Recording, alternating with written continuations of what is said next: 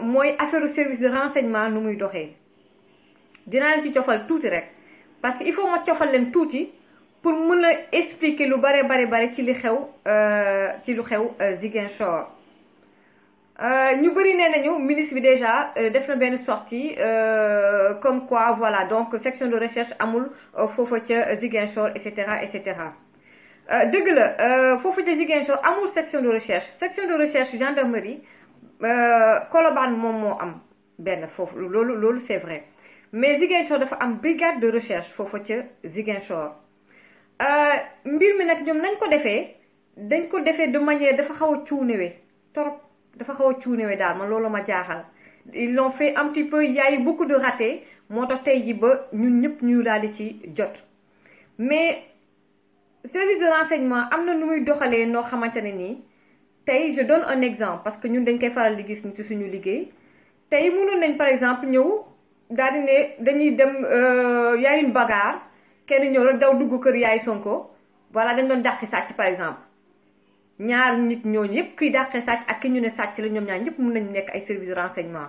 daal di daw dugg ci kër yaay Sonko déglu leen baax li ma leen di wax. su boobaa wax ji yuuxoo beeg dugg fi génn fi di nga gis ñoo xamante ne nii dinañ wooyu police ñëw lu ñuy wax moom mooy xeex am na ci biir nañ jàpp ñaari gars yi nañ def soit perquisition wala nañ xool na est-ce que jël nañ fi dara wala yu demee noonu ñoom lañu soxla ca biir kër yaay Sonko mun nañ ko am te dara du yëngu loolu doxalinu waa service de renseignement la. tey nit mun na ñëw ne gis benn nit taxaw ci buntu kër yaayu Ousmane Sonko ne ko tër mbéj wala déclenché benn xeex pourquoi parce que dama koy su police bu ñëwee bu ñu jàppee waaw xëccoo beeg yu demee noonu ñu daal di léegi nan la demee tout ñu woo police dama ko jaawale dama doon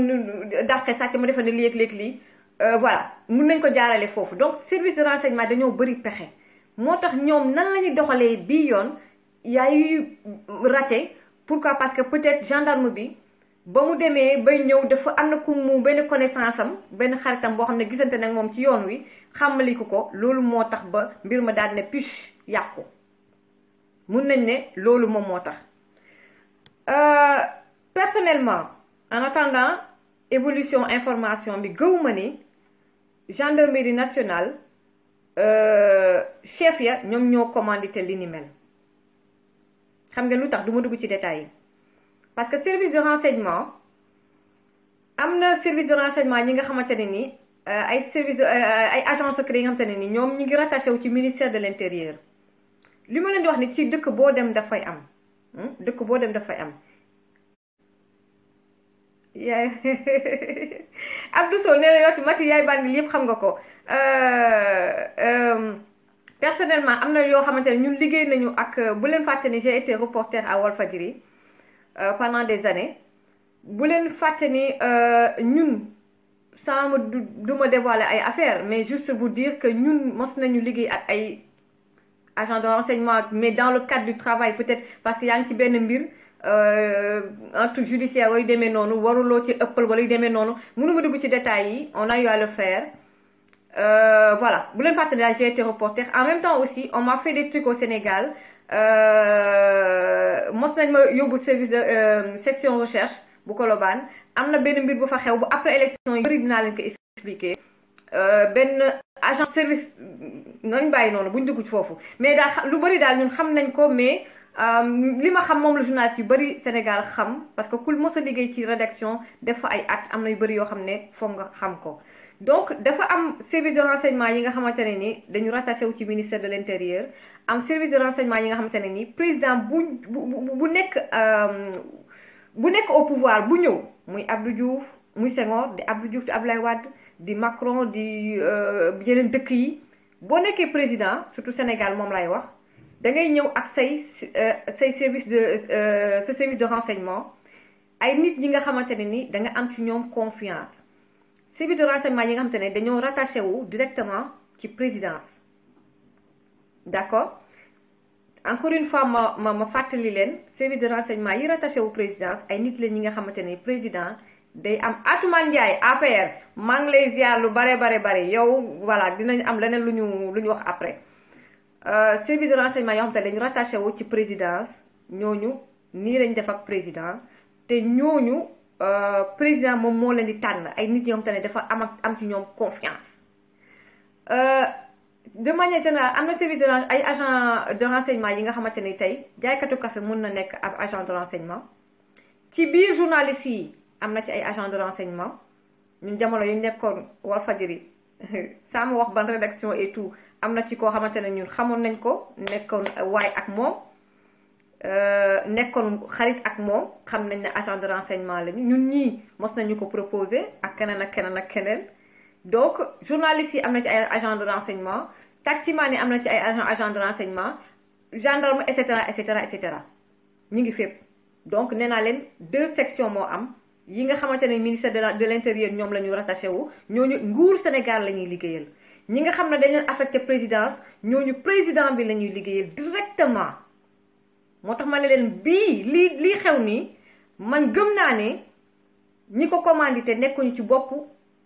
ci boppu gendarmerie nationale du ma dugg nag ci ay détails su loolu weesoo waa ji mënu ma wax ne cuune la parce que voilà on peut pas dire ça mais gendarme yi def na ay erreur kii nga xamante ne nii frère am wax na d'ailleurs ba expliqué wu def na ay erreur et j'ai bien peur que moom dinañu ko on va le lâcher on risque de le lâcher moom hiérarchie dinañu ko lâcher maintenant comment l'État du Sénégal va gérer ça parce que lii daf may xaw a niroog Watergate bi amoon Amérique lii xew nag bu leen fàtte ne lii xew nii tey sénégalais bu fekkoon ne ñu ci bëri dañu nekk au diapason ñu ci bëri dañuy gëstu ci lu bare bari du ngeen ko bàyyee lii nii ñu ci wax benn fan ñaari fan di ko bàyyi mu dem dafa nekk lu graaw ma am njottu ni lan mooy but bi dinaa ci ñëw bu ci kanamee ma am njottu ni waa Pastef duñu ko bàyyee noonu parce que c'est extrêmement grave mais suñu interroger de manière générale historique u Pastef boo koy def bu Ousmane Sonko doon waxee ci mbirum impôt yi daf ci dem ba jeex bi muy wax ci mbirum pétrole bi dañ ci dem ba jeex ba sa bind ci livre kon yaakaar naa ne bii dinañ ci dem aussi ba jeex bu ñu jël gendarme boobu rek sacrifier ko dafa am lu nekk ci ginnaaw lu bari ñu bari nee nañ but bi ñu ko defee objectif bi c'est quoi objectif bi bëgg nañu xam force Ousmane Sonko foofa dans le sud du pays mooy Casamance bu leen fàtte ne Ousmane Sonko doomu Casamance la doomu Sénégal la waaye nag Casamance ci boppam fa la cosaanoo ñëpp xam nañ ne Abdoulaye Baldé il est fini politiquement il est mort politiquement donc on l'a complètement tué politiquement donc gars yi waa APR Macky Sall bëgg na natt doole Ousmane Sonko foofu ca Casamance foofu ca sud du pays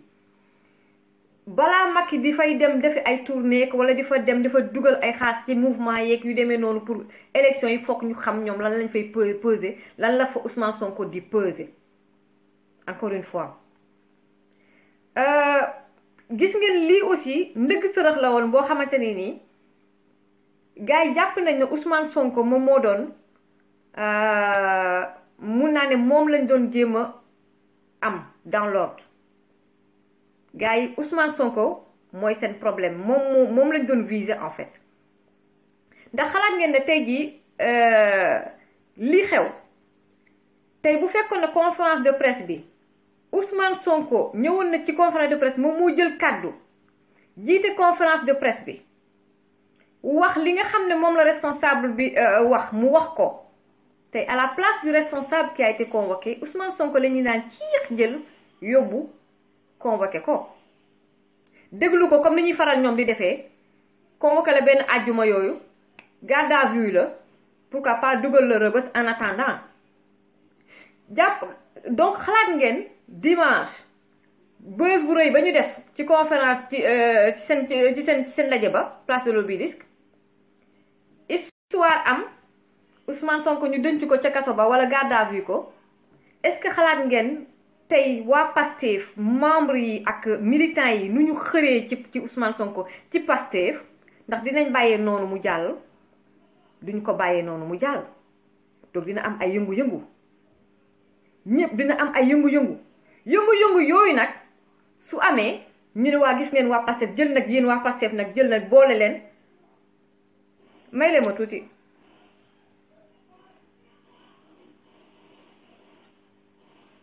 voilà donc mbootu APR ku dugg rek dama lay jàpp rek bàyyi goon la rek sànni la génne la ci biti ah ngeen baal ma. donc bu ko defee mbir mi jaxasoo militants yi ku ne génn ci mbedd mi gars yi wane seen bopp su ko defee ñu ne waa Pastef ñu ngi bëgg a yëngal Sénégal jaxase leen ak opinion nationale ba ak internationale ba waaye seeni pexe sottiwul ndax Ousmane Sonko waxut kenn ci ay lieutenant moom moo wax kon maanaam ndëgg sërëxal boobu piège boobu dafa ne piche kon gars yi ma leen di ñaan ni leen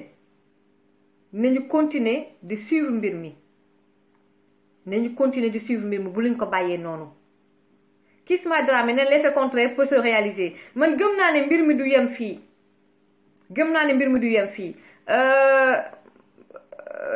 Djibi Sarr nee na Mbaye Gueye Faye rek blocage rek xawma lan voilà donc en tout cas gëm naa ne Pastef du ñu bàyyi mbir mi noonu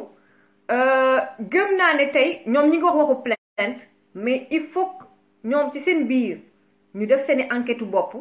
il faut que yéen sénégalais yi ngeen def leen tout ba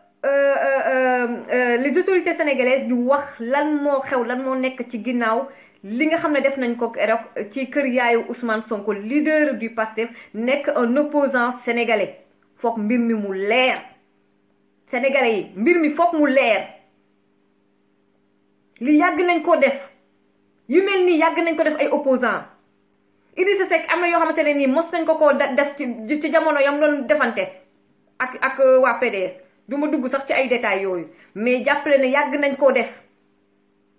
mbiri bu waree changer nag lépp lañ war a changer dès maintenant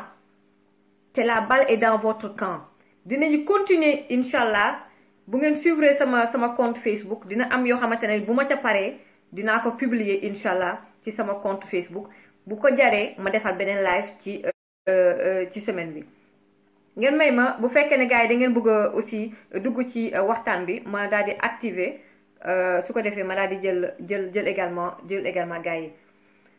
mun ngeen donc partager live bi deuxième partie bi maa ngi leen di jégalu mais deuxième partie bi dinaa am aussi benn invité te di leen di ñaan na ngeen suivre bu baax interview boobule maa ngi koy sekk ak it ki nga xamante ne ni moom mooy Cheikh Alassane Sène di candidat aussi ci présidentielle bi ñu jëm Cheikh Alassane Sène également di écrivain aussi nekk ci mbirum spirituel bi et tout mooy mu am jaar-jaar ndax it tëyoon nañ ko fi ci kaso bi pendant 13 mois donc lan mooy mbébétam pour Sénégal lan mooy programme am incha allah dinaa ko jël bu 16h GMT jotee maanaam 18h heure Paris ngeen may ma am ñu ma jël. Papa Mamoudou Fam waaw nee na Sonko n'a jamais été dans les plans de Macky viennent du palais, c'est la mobilisation de dimanche dernier qui les a fait peur, une progression ascendante de Sonko. Omar Ndiaye, tu as parfaitement raison. Gis nga li xewoon dimanche 16 bi moom moo yëngal ñëpp parce que ñoom waa passé faut le dire gars yi dañ leen bett c'est-à-dire dañoo bett nit ñi dañ leen a bett mais vraiment parce que yaakaare wuñ woon ni dina demee nii en même temps aussi dañ na xawoon ñu bëri dañuy sous-estimer waa Pastef ci wàllu politique xam nga dañ leen xaw sous-estimer ci wàllu politique donc moo tax seen piège bi ak li xew nii mu daal di ne piche comme benn ballon boo xam ne da nga jël kii rek daal di ko jam mu daal di ne piche loolu si la bokk ngeen may ma am ñu ma jël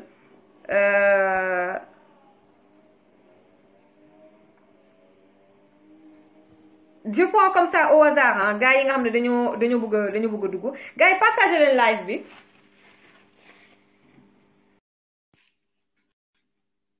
Cheikh Saad bu Kébé donc bu fekkee ne aussi bëgg nga dugg aussi mun nga dugg mun ngeen aussi woote ci WhatsApp bi 523 46 30 Moussa Traoré nee na tu as parfaitement raison, fais ton live, ne réponds pas à la provocation de l'appel comme disait le défunt président Senghor, en répondant au coup de patte de l'âne on devient plus calme. Qu'est-ce qui explique la montée en puissance de Sonko? Est-ce qu'il ne sera pas bloqué par le pouvoir? L'avenir nous le dira. Exactement, ils ont été surpris par l'événement de dimanche. Donc kooku mënuguma koo jël kon naa jël aussi keneen. gars yi mën ngeen woote ci aussi WhatsApp bi 00221 523 46 46 30 aussi gars yi aussi ci ngeen bokk. Mati gars yi Sonko les dérange ma jël sama xarit allo Madina. oui salaamaaleykum Mati. maa ngi lay ziar lu bare bari gars yi wax leen ma est-ce que yéen ngi dégg Madina bu baax a baax donc sénégalais mun ngeen dugg ci sujet parce que c'est extrêmement grave man su ma sañoon bu leen bàyyi lii mu jàll mënoon na dal leader Sonko mënoon na dal aussi beneen leader de l'opposition donc Madina maa ngi lay ziar lu bare bari 1 million marche. waaye delloo ziar lu bari Mati naka liggéey bi di la encourager bu baax. merci beaucoup. ñu ngi en fait. oui li ma ci bëggoon doole ci par rapport ak Ousmane Sonko bi quoi. waaw. ok affaire yi lii nii lancement la quoi. xam nga. waaw. actuellement Ousmane Sonko la war a def dafa war a def conférence de presse la war a def. waaw. xam nga. waaw pour teel a prévenir gars yi ndaxte instant bi fii ak élection yi di ñëw. waaw. gars yi dinañ ko déstabiliser ba pare gars yi dinañ ko diaboliser ak population bi gars yi. instant bi ñu ngi ci affaire yu graaw yoo xam ne pour détruire ko. xam nga exactement. te xam nga état dafa bëri doole état su la bëggee détruire. moyens yi dafay yomb quoi. il faut bu mu toog il faut mu def conférence de presse. teel leen a prévenir teel a yëgal sénégalais yi lii bëgg a ñëw ndaxte dina ñëw c'est par la. ndax la ko wax. di nga dégg liñ ko ji di nga. comme ni daloon Idrissa Seck ci problème boobu loolu mu waxoon ba ñu fay journalistes yi. yenn journalistes yi ñu fay leen ñu médiatiser problème Idrissa Seck yi diaboliser ko Sénégalais yi. yàq deram ba amatul benn kii ci Sénégal. bu yeboo Ousmane Sonko mu teel a pare xam ne am na yuy ñëw yoo xam ne mënu ci dara foog gars yi jàllale ko il faut nag mu teel a def conférence de presse. ñëpp dégg ko ñu médiatiser ko prévenir Sénégalais yi pour li état bi di préparer ci moom. même su ñëwee ñu xam ne que c'est des montages ko. xam nga na boo gisee kii ce qui s'est passé à Ziguinchor loolu amoon noonu. man lu ma jàpp mooy que. période bi Ousmane Sonko defee kii bi présentation livre bi ba pare. instant boobu am na benn buzz boo xam ne loolu lañ bëggoon cacher quoi man pour man. xam nga. ndaxte instant boobu Ousmane Sonko dafa waroon dafa waroon continuer livre bi bés boobu mu am dafa noonu continuer léegi nag il faut ñu interrompre loolu pour créer beneen polémique boo xam ne dañuy fàtte livre bi xam nga léegi gars yi fàtte na livre fii ay espion fii jàppal fii l'essentiel fàtte nañ ko mooy livre bi te livre bi instant bi exploit bu ma doon def instant bi livre bi dafay wàññeeku ñoom loolu lañ ci pour man loolu mooy le but quoi. ok man li nga xalaat man aussi moom laa xalaat exactement parce que pare guñu ci moom de toi à moi dimanche waa Pastef nañu ko coordonné ak télévision bi la mu wone la forme et le contenu ma ne kii il sera la principale cible bu nguur gi ak même yeneen i nit yu nga xamante ne aussi voilà duma dugg ci détails yi li nga wax nii je suis à 100% d'accord ak yow mais mënuñu sax wax lépp fu ñu toll nii mënuguma wax lépp donc ma bàyyi la nga daal di conclure ak aussi voilà bu fekkee am nga li nga ci bëgg a yokk. ok c'était juste man li si ëpp importance daal mooy que Sénégalais dañu conscient Sénégalais yi conscient te xam ne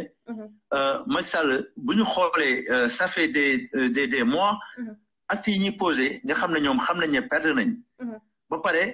pare affaire ragal la ñuy def xam nga ndaxte da ngay xam ne ñi ay vrai cuune lañ ndax léegi ñoom seen politique nekkatul bilan léegi politique mooy ay attaque directe ay kii comment dirais-je ay jugement des valeurs xam nga kon nga xam ne ñi amatuñ bilan quoi xam nga léegi nag ne Sénégalais jël seen responsabilité xam nga mooy que instant bi ñoom xam nañ ne perte nañ fépp sondage yi yëpp ci mbedd yi foo dem gars yi bàyyi nañ leen léegi nag ne Sénégalais yi am toogaat fi nañu ko jaral bu mu fi toog. ndax ñun ñooy souverain le peuple est souverain ñun ñoo yor baat bi ñun ñoo yor doole bi. ñoom seen i pexe rek la ñu yor mais bu fekkee dañu déterminé ñun ñëpp ñu def benn bloc. ñun ñu Sénégal ñu ànd nekk benn. faxas leen jëlee fii cuune yi loolu kese ma la amoon lu may wax quoi Mati. di jégalu quoi. merci beaucoup am na ñuy woote depuis France merci beaucoup Madina. gars yi nee nañ ma wax ci Bruno Diatta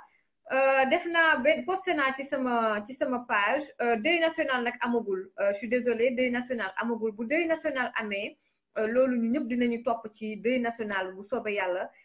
ñu def suñu témoignage ñun également et tout mais en tant que reporter j'ai d'excellents souvenirs ak ki nga xam ne moom mooy Bruno Diatta xam naa balaa may pare live bi wala balaa may dugal Cheikh Alassane Sène ma jox leen yu neex yoo xamante ne ndeysaan ci terrain bi jamono yooyu ci clip booy yooyu laa xam nga ndaw noonu ak samay dreadlocks yi léeg-léeg ma fiit bopp bi mais dafa nekk koo xamante ne à chaque fois jamonoy président Wade la bu fekkee ne moom mi ngi nekk ci biir protocole bi mi ngi nekk ak Wade je sais que ni on me fera pas de mal dina am yenn anecdote yoo xam ne dinaa ko dugal loo xamante ne ni suñu diggante ak Bruno Diatta la mu nekk nit boo xamante ne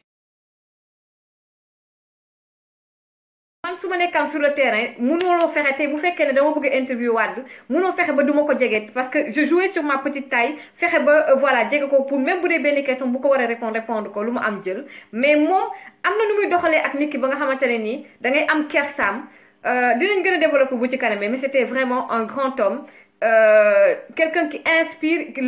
qui force le respect dinañ ci ñëw bu ci kanamee gars yi ngeen baal ma jël également sénégalais yi xam ne ñu ngi woote ci WhatsApp bi gars yi partagé leen live bu baax a baax a baax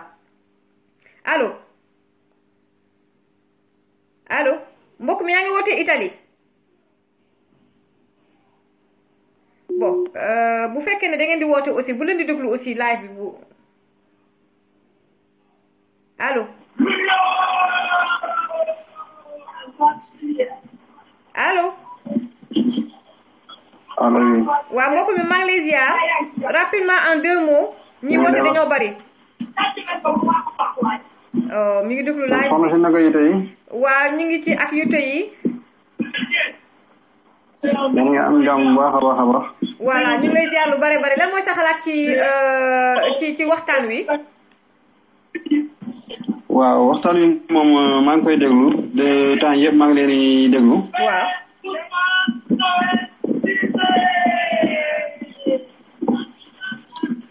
allo waaw yow rek la ñuy déglu de waaw man waxtaan wi maa ngi koy déglu waaw mbir mi am na solo trop parce que xam naa ni kii bi moom doy na waar trop daal parce que li ñu def Ousmane Sonko parce que xam nga dañoo war a def loo xamante ni réew mi ñëpp ñoo ko bokk les gouvernements yi nga xamante ne ñoo gouvernement yi ñuy def nii dara jaru ko fi nit ki bu fekkee wër nga sa bopp am nga ay réalisation jarul ngay xiit ni wala ñi ci yenn yi parce que Sénégal ñi ñëpp ñoo ko bokk te saa su nekk dafa war a fait parce que li war Ousmane Sonko bi man personnellement je l'ai vu à 2S mais am na solo trop na solo boo xamante ne tamit ñu bëri mën na leen a convaincre xëy na tamit moom li gars yi di wax mooy dafa am doole loolu moom lu wér la waaye tamit lépp lu si mënti nekk rek nan ko teg dans les règles de l'art parce que élection la ñëpp ñoo ko bokk ki fi nekk na du yàgg moom nekk fi définitivement dafay fi jógee rek keneen kii ñëw tamit dafa war a nekk fi ak jàmm ak salaam am na loo xamante ni sénégalais yi soxla wuñ ko waaw sénégalais yi soxla mooy dal jaay doole bi seetlu na ne wax dëgg fa yàlla ñu xaw a commencé jéggi ci day wax te rafetul bu ma sañoon bu delloo si xel yi bu baax a baax a baax a baax yii yëpp ñuy def ñu bàyyi ko d'accord ki nga xamante ni moom nga fi yàlla di teg déwén mu xam ne moom nga fi yàlla teg mu toog fi ki nga xamante ni yàlla nag teg ko fi ñëpp xam ne yàlla teg ko fi parce que tamit Sénégal daal ni ma la koy xel ñi ñëpp ñoo ko bokk aussi tamit li ma si ko tuddi daal mooy chef religieux yi nañu moytu di dugg ci wàllu politique bi parce que tout récemment maa ngi gis à Tivaouane ki nga xamante li ñu wax parce que nit ñi kenn moomu leen seen carte ñoo ko moom amul sëriñ bi am ci amul cas ki ma doy laa jël suma carte woote Abdoulaye Wade am na lu fa def ku si ñëw day am loo fa loo xam ne da nga koy def rek kenn mënta motale lépp mais bu fekkee da nga nekk saa su nekk du la wax dëgg wala sinon dañuy suñu judd religieux dañuy dugg si wàllu politique su boobaa dañuy dem ba dem ñàkk seen i taalibe te jalu ko fi parce que man taalibe Cheikh Anta je suis désolé koroog li Mara wax dëgg fa yàlla man ànduma ci je ne fais pas de la politique mais ànduma ci ñoom seen rôle mooy ñu jaare ñu si yoonu li nga xamante ne moom la suñu borom sontaane mais pas pour autre chose. D'accord. loolu daal laa woon naa si participer di jéego nag bu fekkee kàddu yi xaw na dëgër maa ngi baal ak yéen ñëpp parce que tamit wax dafa yombul moo tax daal. am na solo merci beaucoup maa ngi jéego. merci beaucoup. lépp rafet na merci beaucoup merci beaucoup. Voilà, Thierno Ba nee na en bas les marabouts politiciens s'ils croient que les gens vont les écouter pour les élections ils se trompent.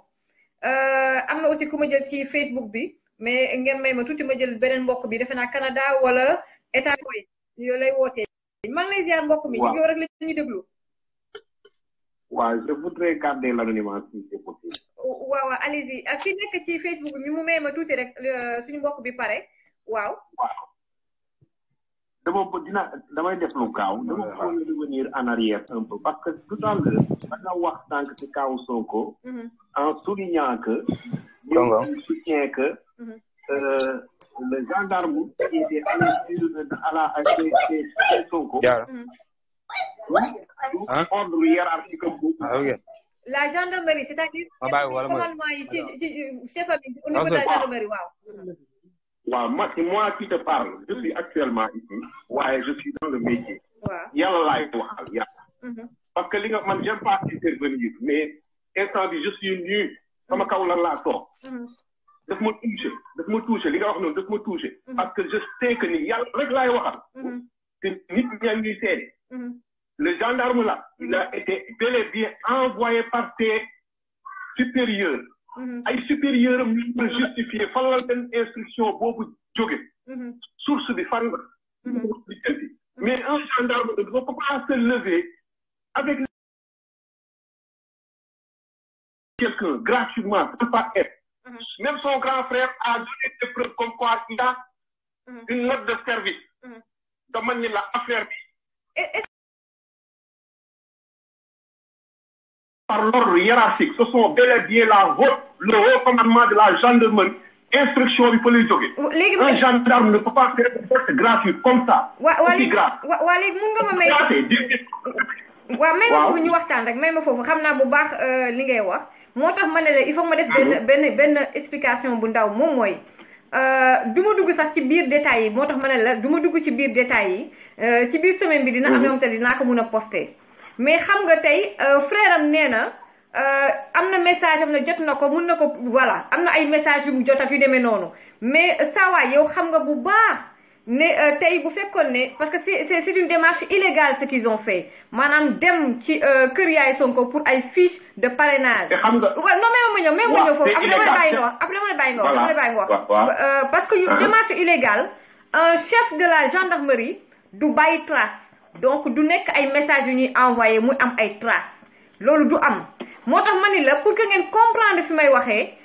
y a des services de renseignement. moi je dis non. je m'excuse moi mais. waaw dinaa la bàyyi nga continuer non xoolal maa ngi lay bàyyi nga continuer moi je suis dans le métier. waaw xool dinaa la bàyyi nga continuer après suñu paree maa ak yow ñu gën a waxtaan parce que man.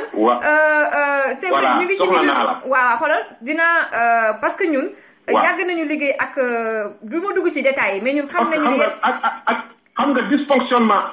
dysfonctionnement xam nga fan la njëkk amee un ministère de l'intérieur comment loolu Macky Sall normalement man je ne fais pas de la politique mais Macky Sall man su ma nekkoon président jour boobu dama koy wàcce xam nga pour lan un ministre de l'intérieur qui ne maîtrise même pas la répartition des éléments de ces éléments sur le terrain ministre de l'intérieur balaa ngaa génn nga def nga wax da nga war a am conseiller ñu conseiller la ñoo xamoo service bi fan mooy suñu compétence am xamoo lii kii lan mooy métier mais le ministre bi moo njëkk a fen excuse-moi du terme mais gis nga nit soo koy déglu première phrase am su fenee lépp lu mu waxati bul ko accepter premier propos section de recherche du opérer Ziguinchor commune de Ziguinchor c'est la première chose mais pourquoi deuxième propos yi ñu koy gëm yow phrase bi nga jëkk a génne fen la à 100%. Donc on ne doit plus te croire. Le ministre a menti, c'est le vrai terme. Il a menti. Mais faut c'est-à-dire que moo ko ba doxul dëgg ñu ne ko day fen kilifa bu fenee ñu ne faut bu fenee ñu ne non est-ce que du lapsus la jumbe dama ne la il a menti c'est le mot juste mooy le ministre a menti man yàlla laay wax il a menti il ne s'est pas trompé mais il n'y a pas de section de recherche à Ziguinchor il y a une brigade il y a la gendarmerie telle sorte ils ont menti c'est le gosse qui a raison ouais mais dama la bëgg a xamal ni la naa ko bañ moo ko xàmme nekk ñu ci réew wax dëgg ñun yàlla duñu jàppale parce que ñu jiite un ministre de l'intérieur menteur un commandement de la gendarmerie menteur et c'est le mot c'est le vrai mot Sénégal nañu bàyyi naafeq pas doole bu défense am doyul su waxul dëgg ñu ne ko day fen bu fekkee kilifa la am na ay ndomba am na ay kilifa def mu fen ba ñëpp xam na ni fen na ñëpp ne pas ok le ministre a menti bi ma waxee parce que dëgg la sama xol dafa tàng mais maa ngi jéggalu bépp auditeur buy déglu maa ngi lay jéggalu ci xar bi parce que dama metti kilifa buy fen bëgguma ko d'accord waaw maa ngi jéggalu ci tàngu merci beaucoup jéggal leen merci beaucoup gars yi il faut faire très attention sama introduction j'ai été précise ma leen di ñaan xam nga sama introduction même bu fekkee après la ngeen dégluwaat ko chaque mot compte lépp lu ma wax mot bu nekk dafay compter ngir yàlla maa leen ko ñaan xam nga man faraluma en tant que reporter et tout cela li ñu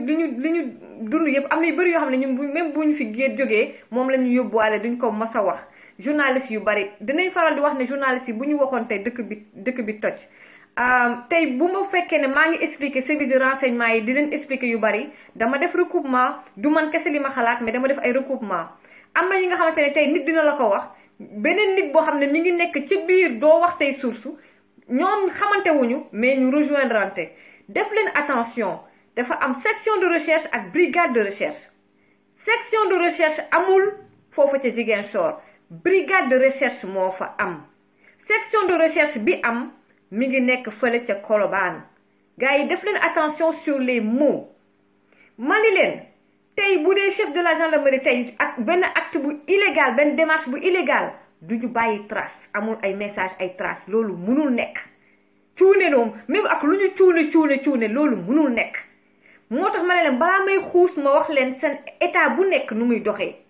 ma fàttali leen ni leen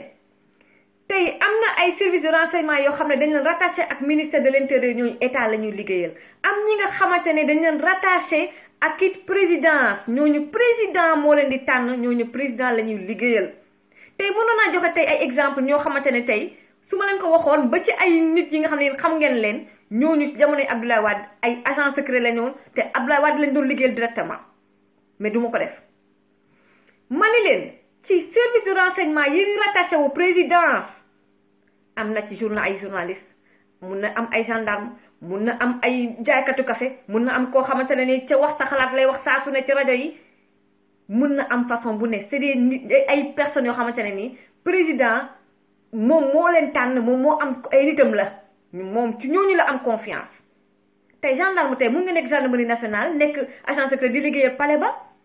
comme aussi mun nga voilà du ma dugg ci yenn détails détails mais daal xamal leen ni information bi nga xamante ne nii jàll na Dakaractu ma leen di saluer di leen di remercier ci seen démarche bi parce que dem nañu ba luqati le frère du gendarme mu def témoignage c'est vrai que ñu bëri nag ñu ngi naan témoignage bi peut-être mun na gën a enfoncer son frère mais waa ji wax na te lii naka la état du Sénégal nañ leen ci génnee loolu mooy c'est ça la question l'information est avérée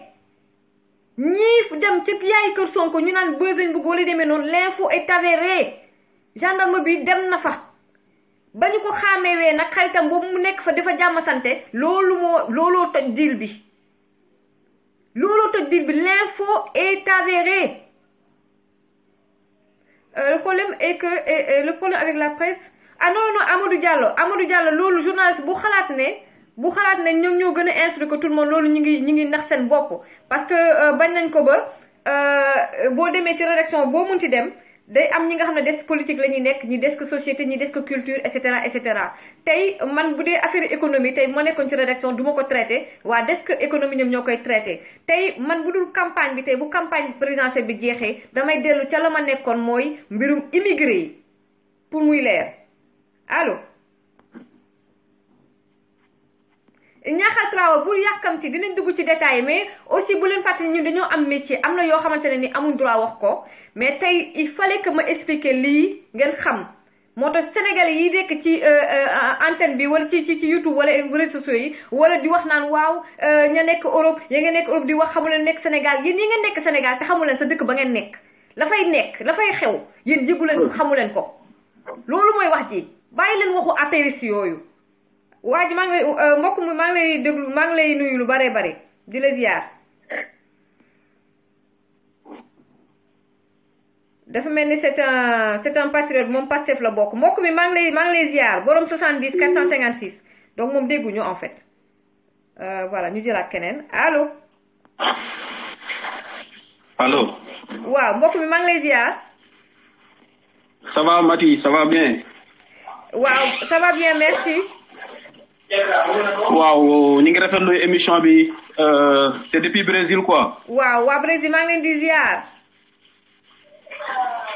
waaw mais li ñuy c'est-à-dire Mati allo. waaw yow rek la ñuy déglu ñu ngi lay ziar. waaw mais li c'est-à-dire li ñuy waxtaan mooy ci problème mu kaaw Sonko bi. waaw. vraiment ñun dañ koy naqarlu quoi nous sommes de près ak suñu réew parce que li xew warul xew. waaw. Parce que nous sommes dans un pays démocratique. Parce que Ousmane Sonko, il a le droit de montrer sa candidature comme yeneen candidat yi. kon donc li xew moom mooy régime bi. régime bi li mu def war ko def parce que quel que soit Ousmane Sonko c'est un citoyen sénégalais il a le droit de montrer que il est candidat. donc la dem ba këram di def ay recherche ay demande ay affaire u parrainage loolu dañ koy naqarlu. et nous immigrés nous avons besoin d'un changement parce que vraiment dañoo sonn depuis les années 60 jusqu'à présent. mënuñu ñoo si benn bi xam nga. parce que ñun bu ñu sañoon ñu ñëpp suñu réew la ñuy nekk. am dirigeant yu baax ñu toog suñu réew liggéey. mais imaginez tey ñu ngi nekk si àll bi n'oublie pas que tous les immigrés ne sont pas des analphabètes il y a des gens qui sont instruits. Exactement. donc boo nekkee fii doo am dund bu di nga bëgg a dund doo am train de vie bu baax da ngay namm sa famille est-ce que tu vois. waaw dëgg la.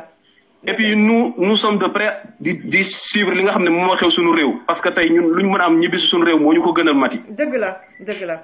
dëgg la. te vraiment Ousmane Sonko ñun dañ koy suivre de près. kon donc ñun lan lañ mën a wax moom mooy régime bi nañ bàyyi ku nekk bu mënee wane boppam mu wane boppam et puis Ousmane Sonko a innové quoi n'oublie pas ça ce qu'il a montré vraiment c'est satisfaisant. c'est ça qui les fait peur. loolu moo leen c'est ça qui les fait peur. mais pourquoi le régime réagit de cette sorte. parce que n'oublie pas que dans les grandes démocraties comme ici au Brésil. mais chaque jour après le journal de 20h il y a les candidats qui viennent se présenter montrer leur programme. Ok. Mais pourquoi pas mais imagine-toi, on n'a pas d'autres moyens parce que l'opposition n'a pas d'autres moyens. Parce qu'on n'a pas l'accès à la RTS, tu vois. Parce que yow Mati yow li ngay def nii ñun dañ ci kontaan parce que ñun mënuñ am RTS mënuñ am yeneen télé yi vraiment muy loolu kenn mënu xam lan mooy seen programme, tu vois. C'est ça. Mais yow li ngay def nii ñun dañ ci kontaan yàkkamti mu jot ñu ñëw toog bàyyi activité yëpp parce que nous on a que les dimanches. Comment dire, les dimanches. Moi qui vous parle actuellement, dimanche nuit, je dois commencer à travailler. Merci beaucoup, Ndeysaan. Merci beaucoup. Ah, xam nga kon donc yow lii nii man dama bëgg Ousmane Sonko ñu may ko jàmm am na droit postuler comme tout autre candidat. Et puis ce qu'il a montré. Et puis je vais vous dire une chose aussi, Mati. Le cas d'Aliou Sow là, l'ex-ministre là, il n'a qu'à se taire, il n'a rien à nous montrer. D'accord. Parce que le gars là, il a vendu sa dignité. Ces gens qui ne représentent rien. C'est les cas de Mordian Fade ou autres. Comment dire, Ousmane Sonko, nekku sen morom limu woné ñom woné wuñ ko. Ils sont en retard par rapport à Ousmane Sonko. D'accord. En tout cas, ñu ngi lay gërëm di la sant gaay yi nenañ dañoo bëgg dugg ñom tamit mo bay la nga daanel. Mais sa intervention am na solo. Merci beaucoup Mati, content na trop sa liggéey. Merci beaucoup. Merci. Gaay yi nak partager leen bu baaxa baax parce que information bi fokk mu jall. Amna ñuy woté depuis aussi France xamna na la jël bu ci kanam mais allô? Allô Mati. Waaw mbokk mi ma ngi lay ziar.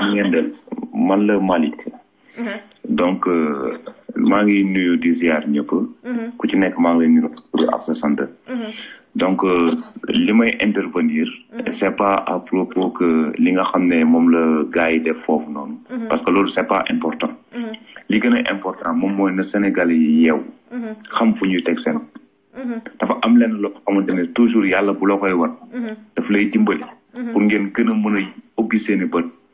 xam fu ngeen di teg seen tànk xam ak yan genre nit ngeen seqal. li gën a am importance moom mooy ku ci nekk na nga jóg fa nga nekk.